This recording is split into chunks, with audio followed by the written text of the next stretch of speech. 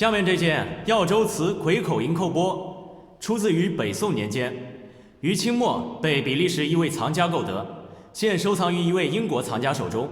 葵口银扣钵起拍价500万元。5天的时间，我连铜锣湾都没出过，他居然从比利时传到了英国。地球上随便一个点，只要你指出来，它就能穿过去。550万。好的，这位女士，458号女士出价580万，还有再加的没有？这波上户口的大神有2把刷子，我听说她有个外号，叫赞德女王。哎呀，老板，你听说的事情太多了，比我知道的还要多，让我咋回答呢？750万。996号女士出价750万，750万一次，750万2次，750万场上最高应价，750万最后一次，成交！恭喜996号女士750万元成交，谢谢您。下面我们来看我们的青釉龙花纹瓶。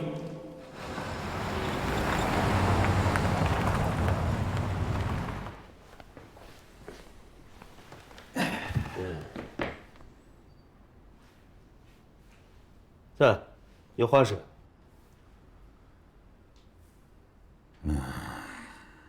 添毛病了，有话说有屁放。咋了？吕氏家族墓的卷宗，让人家检察院退回来了。咋回事啊？完全没经手的，证据充足，条理清晰，凭啥给我退回来？伢说了，这个墓是个空墓，跟咱侦查的不符啊，让咱继续侦查。还说要咱证明这个空墓是具有啥重大的历史、艺术、科学价值的古墓才成嘛。铲子从吕氏家族墓下的，他念的是瞎的吗？那咱说没用嘛，人家说我就是个空墓嘛，跟啥家族呀、谁的墓没关系嘛都。哎，大塔，你先别急。有福，哪个检察官办的？实在不行，哎，去找一下人家，好好说呀。我不敢去，我把我堆得一愣热的。谁呀，事那么大呢？宋简，宋慧茹。宋简，我可是出了名的不好惹，赵局都签过他。我看这事麻缠了。我去会会。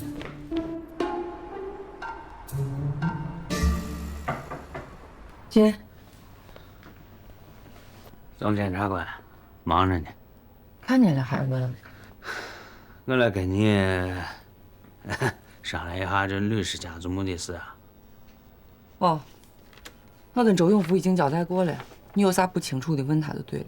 一定要问你，这事严重的很。现在不仅牵扯到我们公安机关，还牵扯到文保的、考古的，方方面面嘛。啊，都盼着你能主持公道呢。法律就是公道，刑法明明白白写着呢，盗掘具有历史、艺术、科学价值的古文化遗址、古墓葬，该咋罚咋罚。你一个空墓，你让我对应哪条法律？哎，咱不能死抠条文嘛。啊，你死抠条文，让我盗墓贼逍遥法外。盗墓贼要是判不成，只能说明你们无能，办案不扎实。犯罪事实掌握的不清楚，这还有啥说的？宋姐，你要这说，你对吕氏家族墓太熟了。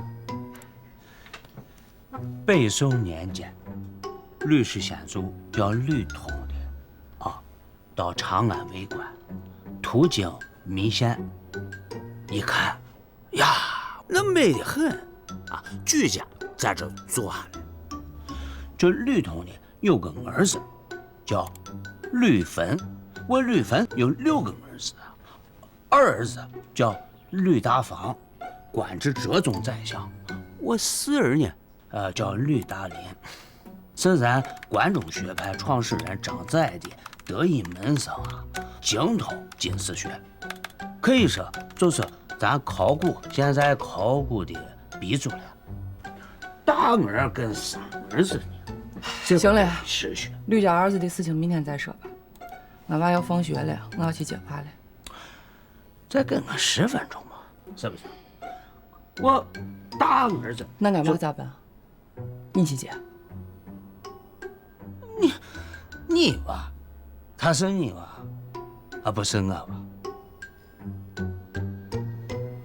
媳妇啊，你知道我队上听说是你接手这案子，都炸锅了，欢呼呢。嫂子帮咱办案，肯定是稳准狠，很快的，咱都不用受罪了。你再别胡然了，我把卷宗打回去，他们能服我？不知道人家在背后咋说我呢？没有啊，肯定说我这女的事儿多，木绝了，对没有。抠字眼儿，死脑筋我，对天发誓，想都不用想。都夸你的，都说你傻。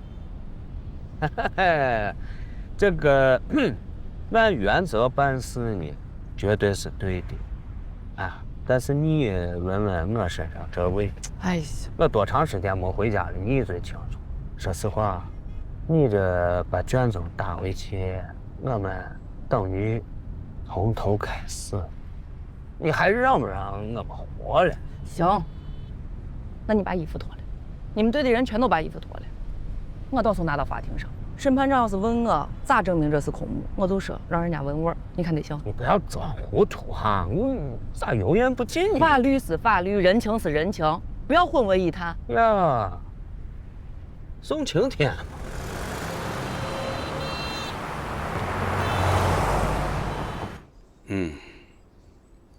古墓要顾，地铁也要修。哎呀，咱秦川这底下都是坟，10个考古所也忙不过来。你不要埋怨我嘛，啊？你说我，你要是算账，你找那皇帝头子算去，你给他们说，你让他们不要埋在这儿嘛，咱们不都省事儿吗？是不是？哎，对，我知道，我调人，1个月，起码1个月。好，行，我知道了啊，就这啊，再见。哎，你修个地铁快把我累死了。你不知道，2号线起点的底下都是古墓葬群，你也不看看咱秦川是啥地方吗？非要修个地铁。哎，要发展经济嘛，这地铁那规划就13年了，咱秦川不容易。哎呀，不光是地铁，还有各种基建，天天给我打电话。说实话，有的呀也真是排了3年了。还有那儿，你关键是你找我也没有用嘛，对不对？不说了。哎，齐队，你找我啥事情吗？哦，就吕家寨那个盗墓案嘛。不是有个盗洞先看作文了，空墓没法定罪，抢救性发掘嘛，找你问个情况。哦，那这事儿你找我呀，你真是找错人了。虽然我们也参与了，但主角是人家省上啊。哎，洛星在那儿，很多情况他比较了解。我不问详情，就问个进度。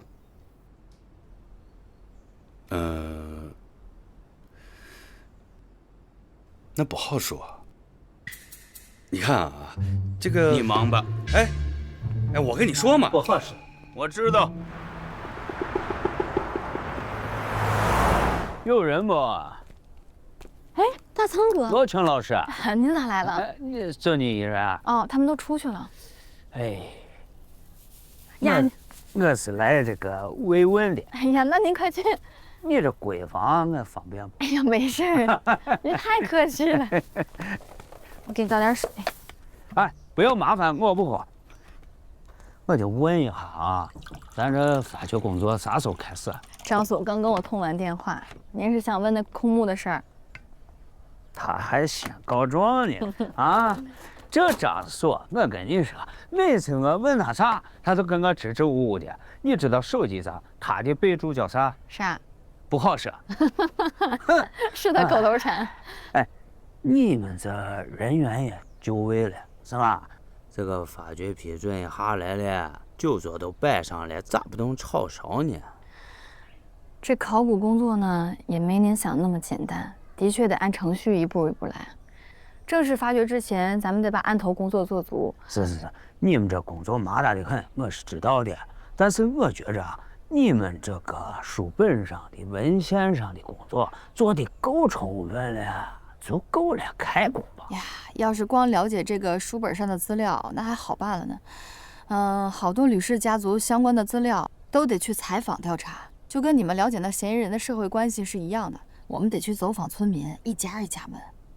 也是。哎，吕富贵去问了吗？哎呀，这个吕富贵，我们是3顾茅庐3次落空，问他啥他都3个字儿，不知道。他胡说呢，他家是4代生母，吕氏家做一点事情他都烂肚里了，咋会不知道吗？要不您跟我走一趟，当个中间人，看看能不能撬开他的嘴。哎，富贵哥，正找你。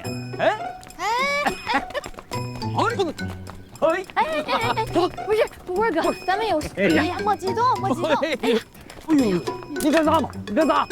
你干啥嘛？你跑啥？行，你把我带走吧。啊，先人的墓你没保住，我有罪。村里我单爬起来，你让我坐牢去。考！这又让我弄你嘛？这跟你说了嘛，王太平盗墓跟你没关系，咋听不懂呢？富贵哥指的不是王太平，是我们。他是觉得我们考古队破坏了他们先人的墓。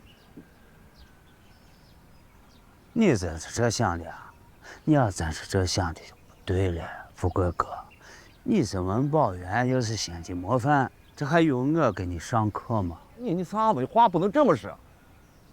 公家要挖坟刨墓呢，这事我拦不住，但是我不能当你们的马前卒，领下你们去掀我先人的棺材板子，这事做不成。物怕不稳，人怕忘本。我家的是在守墓呢，我不能让人戳着我的后脑勺撅我呢嘛。富贵哥，咱考古呢不是挖您坟，也不是盗墓。现在吕氏家族墓遭到破坏，我们是要采取措施进行保护，这叫抢救性发掘。您看，2次被盗了，这事儿传得沸沸扬扬，万一还有人起歹心怎么办？那光靠你们几个群众文保员也管不住啊。你听这说的多清楚嘛！再有，你现在无法给盗墓贼定罪啊！你不发觉咋定罪呢？哎，行了，你就是说破大天，我也无可奉告。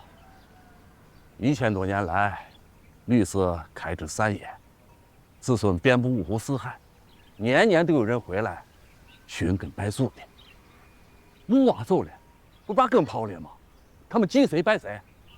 说句不好听的话，我死了，先人都不让我入洞。哎呀！好，你等，行。哎呀，咋嘛？哎。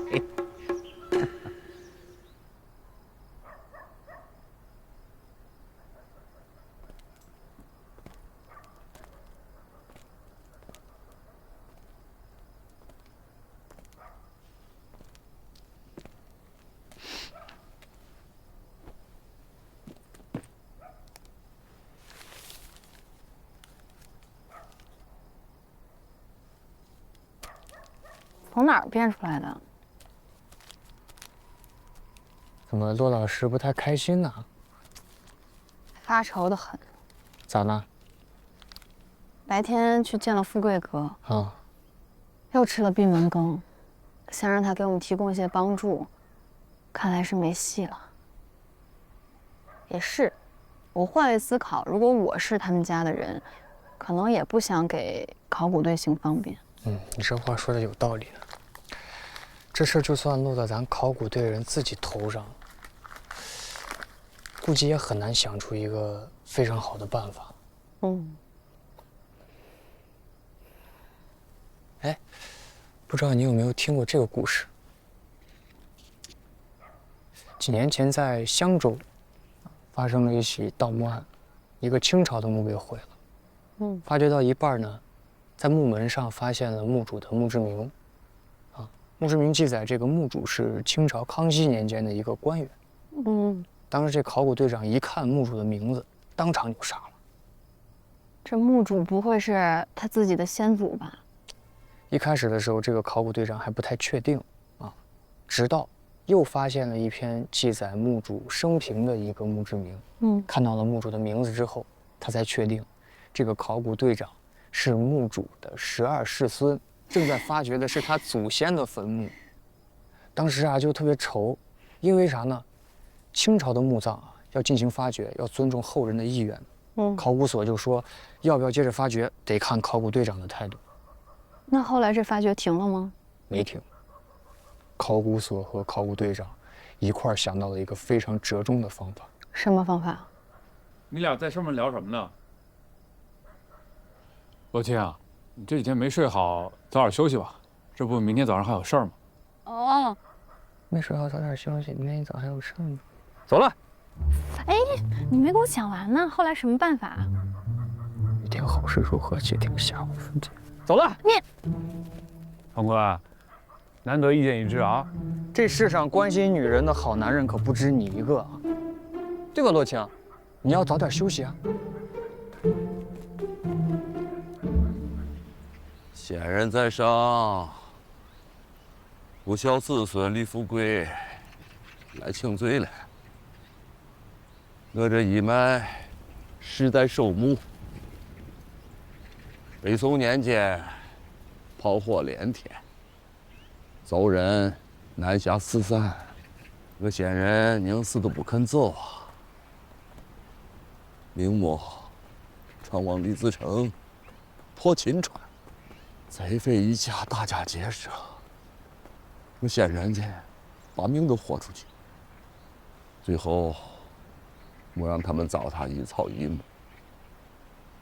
这谁呀？到了民国，他就是富贵官鬼子空袭秦川，我爷带着我大，直接睡在我墓园子里，守了整整100天，墓包住了，我爷就熬没了。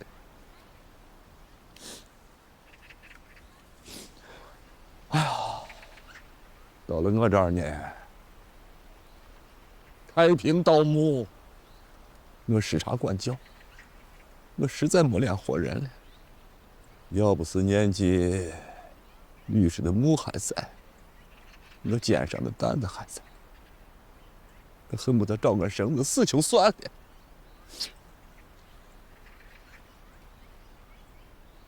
后来考古队来了，公家要发掘，可这墓呢，是在我手上被毁的。李家的根恐怕要2根刨了，吕家彻底散了。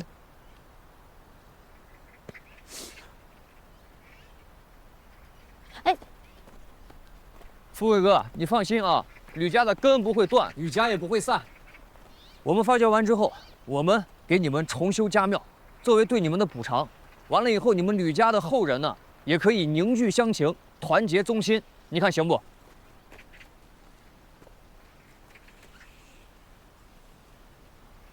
你在这说了算？我说了不算嘛。那这是我们项目负责人嘛，您认识的，洛青嘛。是，我是咱项目的负责人。你说了算？算了算了，这说了肯定算的，负责人的嘛。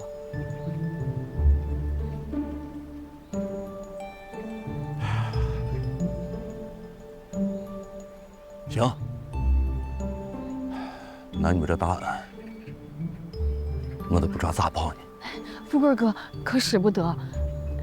其实是我们之前考虑不周，没有照顾到你们的情感，是我们的错。行，过去就不说了，就冲你们能帮我们修家庙，就是我们吕家寨的朋友，吕氏族人的贵客啊！来，你们进来，随便看。哎，哎呀，这些照片呢，都是我和我爸拍下的。看到这个照片，我至今都忘不了。80年代刚能填饱肚子，我爸就托人在上海买了这台海鸥牌照相机。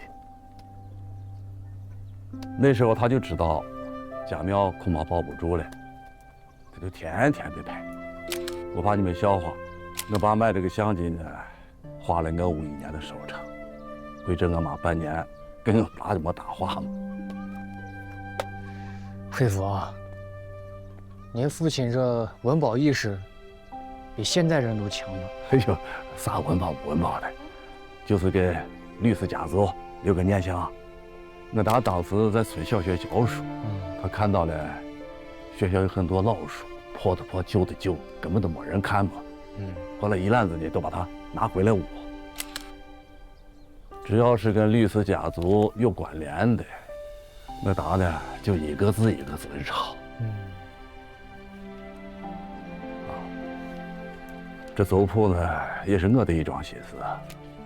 我爸活着的时候，一直想把律师从北宋到当代的种族关系捋清楚。可惜，他就是一个乡下的教书匠，没那个本事。我呢更别提了，书读的不多，庄稼还一个，我就会种地。富贵哥，您这资料对我们来说可太宝贵了。我们考古行有一句话，叫每一个墓碑背后都有一段历史。这吕氏家族墓的历史不仅是你们的，也是我们的。您放心，我们一定怀有敬畏之心，好好做完发掘的。哎呀，太谢谢了，谢谢。这就蹬不动了。老郭、小白，出来帮忙，快！哎，来了！怎么了？咋了？你这是搬了个资料库回来，说服吕富贵了？哎呀，我亲自出马，那还不把他拿下了？太厉害了你！可以啊，方块，你给李富贵灌什么迷魂汤啊你？师母啊，我跟你说，他可不是灌了迷魂汤，他是给我挖了个大坑让我往里跳。你知道他跟吕富贵承诺了什么吗？说要给人家修家庙。哦，然后说这是领队，他负责啊，都是他负责。然后商量都没跟我商量，你说把我架那儿了，我怎么办呀？哎，骆领队，我看你刚在人吕富贵家搬资料的时候，你激动得很嘛？你咋一见师母就过河拆桥、卸磨杀驴呢？在这儿，人家给我们这么多资料，又家谱又什么的，我刚才肯定激动啊！我回来路上我就想，你这是给我挖了个大坑。你先不管坑不坑，师母，赵沟神道搞清楚了。你还觉得你很厉害，了不起是不是？那这不厉害吗？师母，你快评评理。这招挺好的呀，至少我们有了一个大收获呀。不是啊，那个修家庙的事情啊，方宽，哎，这件事儿你不能管杀不管埋啊，你捅的娄子，你不能让洛钦一个人扛。对，块儿，师母说的对，咱啊就在这吕氏家族的墓把这个事情弄好、处理好、解决好啊。你弄，我弄不了。啊，我得走了。你去哪儿？我得回去了。刚小满给我发消息说有梁贝回来，我得跟他回去商量一下青苗补偿的事儿呢。这就走？我等会儿就动身吗？不是，我马超越都解决不了的事情，你和有梁贝能商量出来个啥？那总得试一下嘛，你说呢？呀，你给罗秋买的考，你咋填？这不正好考验咱骆领队的领队能力呢吗？是不？哎，罗秋，你不要生气啊，这就是个坑货。范宽，去哄哄。哎呀，我臭毛病，什么臭毛病？你去快就行。哎，去。是。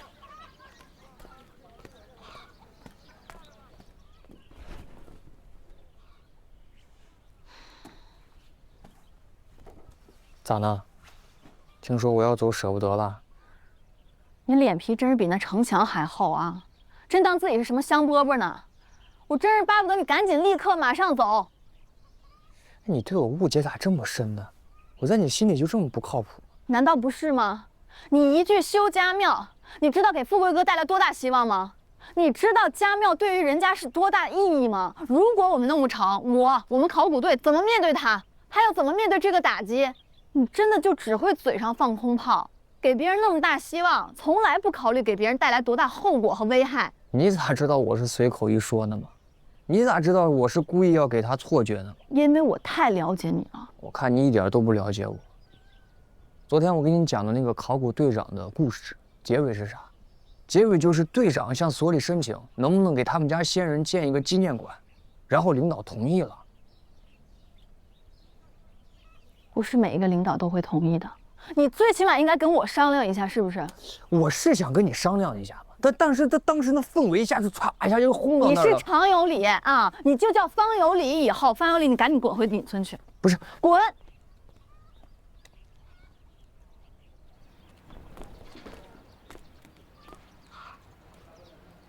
振作，废话嘛。洛青说的没错，你从鱼塞回来，纯粹是为了隐村。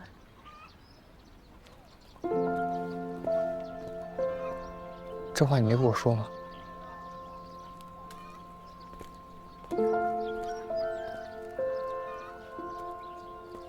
事情弄不成，赶紧回来啊，不犯局。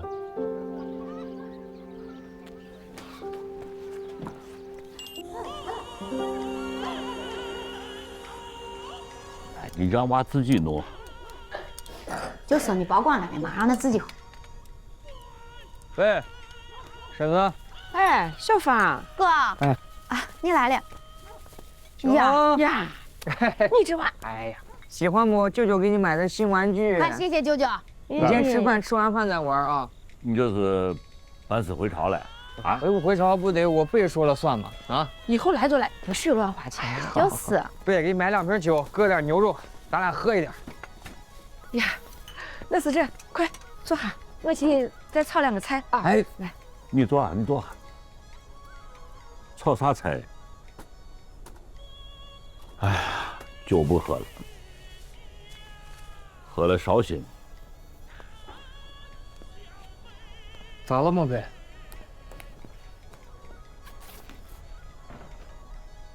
坤儿，你不是外人，我都直说了。我就是看见你回来木乱的很。你回来说啥？你是寻我让我当个少叔，把我些拦着你下地的绊脚石都给清理了，你得好继续下地考古，对是？贝，这补贴迟早的事，这您知道的嘛。我们确实是想早点下地，别耽误进度。你真以为俺村的这些人都是惦记你为点补贴？啊？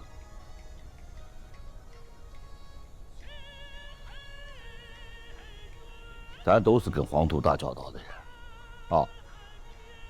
我地就是俺村民的天，地弄坏了俺咋弄嘛？家家户户都靠着这1亩3分地养家糊口呢。你说你得把我地弄坏了咋弄？贝，我懂了。村民确实也有村民的难处呢，这个是我之前考虑的欠周全了。俺屋这5口，5张嘴，也是一样。你让来娃去到你娃当技工，我不反对。但是我来娃，我就不是个安心过日子的人呢。你的走了以后，你说他咋办？他不是？你说的好好的，你咋提到来娃了嘛？你别说话，我这儿跟坤娃讲形势呢。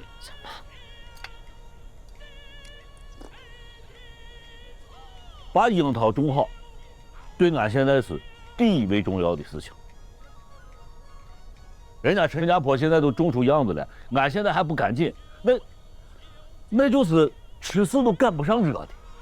我前两天寻我马科长，他跟我说要派一个农科专家来，到现在连影子都没有啊！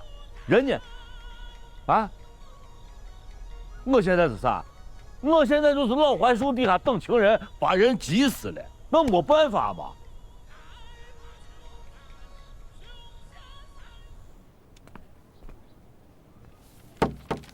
青青，呀，放肆！你咋又来了一家？你这人也犟得很。这补贴这事啊，我根本就办不了。我说是因为补贴事来找你了，那你啥事呀？我没事不能来找你了。能，你说啥事？你忙你的，你忙你的。你忙嘛，我在这转一转。拿包干啥？又开会去啊？开啥会啊？呀，关你啥事呀？哎呀，你是不是答应有良梅说给人家找农科专家呢？我没答应他，我只是说帮他问一下。那你问结果咋样嘛？人家在那等着呢。没结果，没回复，行了吧？那有公司呢。哎呀，马科长，你就想想这嘛，是吧？小叶，风伯玉是个有所思，我就是个关门女婿，这事我要能办，早就给你办了嘛。这不有现实困难呢。哎，你都把我叫兄弟了，这空话套话咱就别说了。这点小事对你来说肯定不是啥难事嘛。你可起来啊，这个还有理智之前。哎呀，马哥，马哥，你就帮帮我嘛！哎呀，我跟你说，你再胡搅蛮缠下去，这影响了我的公司，责任担到起不？我咋胡搅蛮缠的嘛？我主要是陪你增进俺咱俩的感情的嘛。我不是跟你说了吗？你就算陪我到天边，这事能解决不了吗？那我给你当司机行不？呀，我这电动车用得上你啊？那你这车没反光镜呢，我给你当反光镜行不？给你弄去。咱去哪儿啊？去哪儿呢嘛？说话嘛。陈家坡。你们陈家坡村的这个马科长，马科长，陈主任，老百姓马车长，不好意思啊，我来迟了。哎，不是，马科长，在这个文旅锦乡村座谈会，还得往后推一会儿啊。这院子里有人讲课呢。讲啥课呢？这区上还有一个老专家，教大家咋科学种樱桃。哦，通过现代农业设施。延长樱桃的活假期，让陈家坡的村民从2月初就开始抢占樱桃市场，把钱赚好，把日子过好。乡亲们还有啥问题没有？我是知无不言，言无不尽。还有啥没有？专家，地不行，樱桃咋能种好呢嘛？地不行是咋不行？是浇水不合理，还是施肥不均衡，还是有益菌少呢？都有呢，这情况。哎呀，问题这么多啊！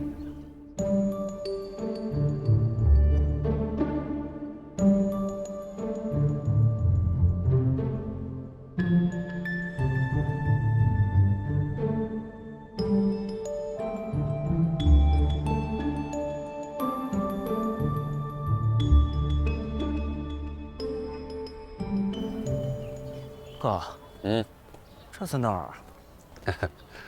这是一个小区。那这是啥？到了你就知道了。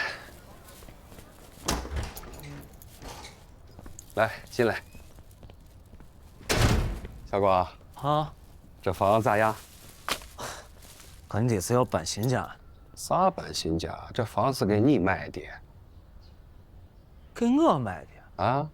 哎，哥，你不要开玩笑，我那娃住的好好的，我不搬这儿。你住废品站，以后也让媳妇儿跟着住废品站。说啥呢？啥媳妇啊？文文是个好女娃，你以后有靠了，也得让人家女娃有靠嘛。遇良人先成家，只有家才是一个男人的根，除了老婆孩子热炕头，其他都是虚的。咋样？我看着这小区环境不错。这房子原来的房主才住了1年，装修啥的也都弄好了，给咱省事了嘛，我就做主给你买下来。哎呀，哥，你闹的我都不知道该说啥了。来，坐。小光，结婚以后啊，文文就是你最亲的人了。他是个老实娃，有些事不一定能接受，该知道啥，不该知道啥，你把握好度就行。你放心，这事我都懂。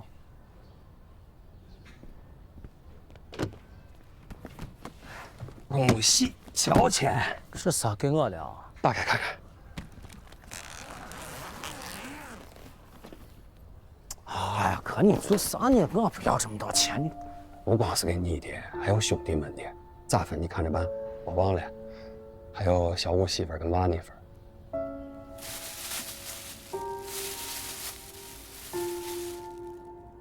妈，我回来了。妈，啊，妈，我要跑5公里去了。哦，好好好。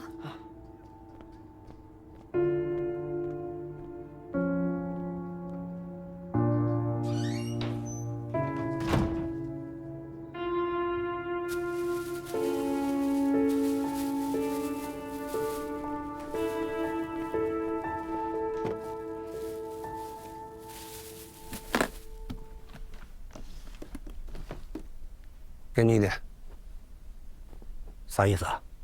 给你开公司的。开啥公司？建筑公司。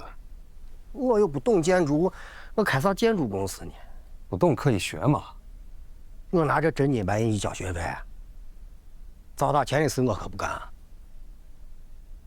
不想学，就拿着你的50万走人。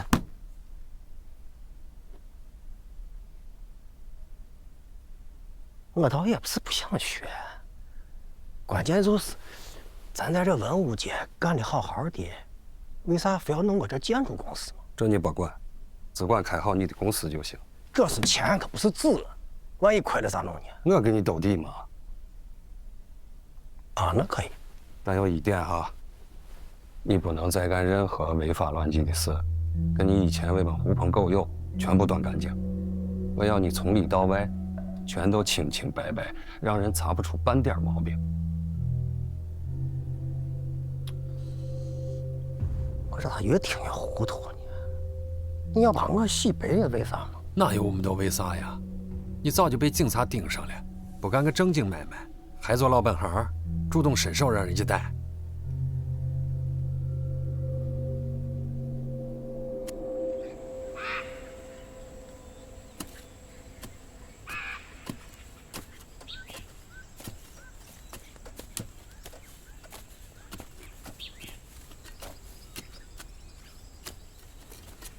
来娃咋还没来呢？不来了。啊？为啥？哎，今天早上跟我说手腕子疼，想歇2天。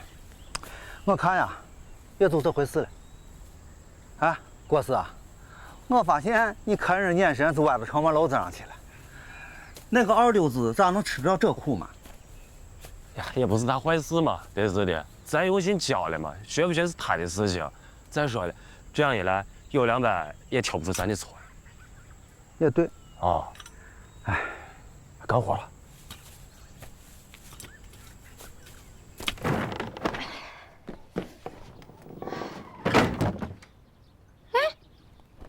你咋还没出工？啊？手腕子快折了，这活不适合常干，熬人的很。来娃，当初不是应得好好的吗？当初还说能挣钱呢，我干这么些天，连个毛都没见着。咱现在不是学徒吗？等学成了不就有工资了？再说了，方哥、郭哥跟咱这关系，能亏待你吗？我得等到后年嘛也行。我来娃好歹也是个人物，靠哈苦挣钱，丢人现眼。你嫌哈苦丢人？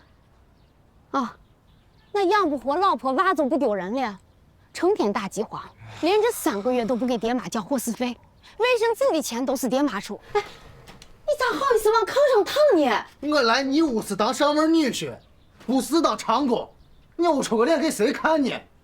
我跟你说，当初要不是我要你，你看谁要你？知足吧你！啥嘛？是，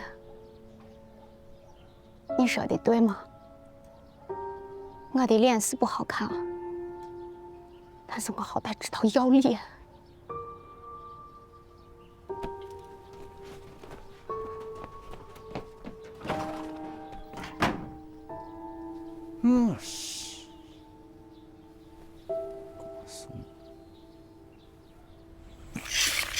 往后走，往后走，放。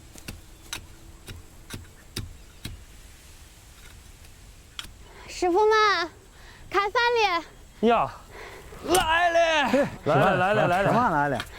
吃饭了。来，吃啥呢？今天我看看。耶呀！啥呢？呀！还有肉呢！快来！哎，看，呀，都是呀，哎，好了。小马，来，今天啥日子？来，咱吃馍就行了嘛，还弄得这么丰盛呢？哎呀，来家！刘师傅，我来跟你道个歉。对不起啊，来娃他不争气，让你白费心了。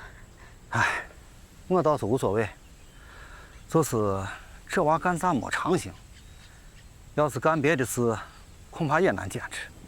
我看得出来，你是个能担事的娃，多下点力气管管他，兴许他能收心，踏实过日子。他要是听我管，我也不用发愁了。小马，别愁了，这帮哥哥们有啥活都替他想着呢。走，走。方哥，我想试试。你想当主人？是，我想当技工。小曼，不是我给你泼冷水，这铲子沉得很，来娃都吃不消。更何况你是小身板。来娃吃不消是因为他懒。我虽然瘦，但是我有力气。你别看我是个女的，我要是干的不好，我可以一直练，练到过关为止。当技工可不光是下山子，这里面学问大了，你得学会看图，学会做记录。要想往长了干，你还得了解基本的考古知识呢。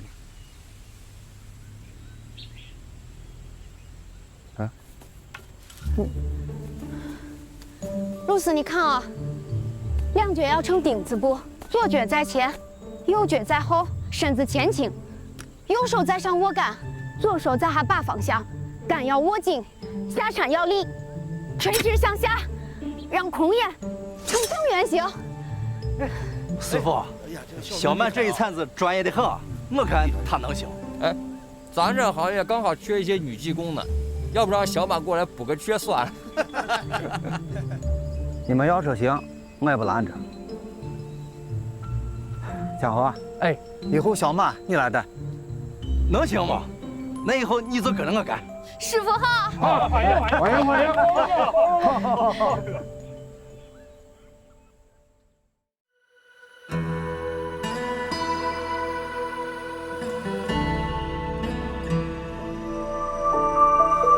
顶在头上的天，踩在脚下的月，人就站在这里，一那一瞥。黄土烧过的黑，余温仍烫得真切。旷野之下，沉睡那段圆缺。莫停歇，我乘船走马，此心如铁，把百里星传给一轮明月。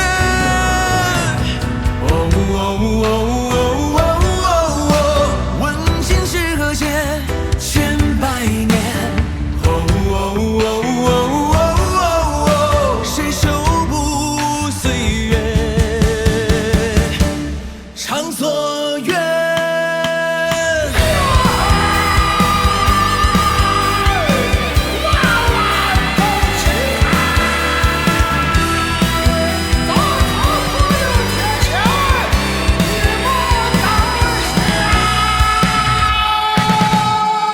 上顶舟头去了又回，寒用汤泥渡黄河水。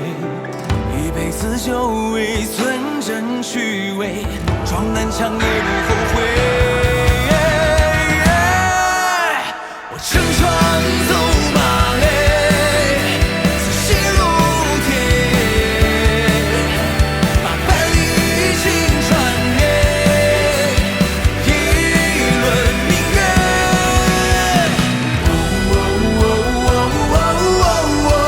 问今是何节，千百年。谁手不岁月？长所愿。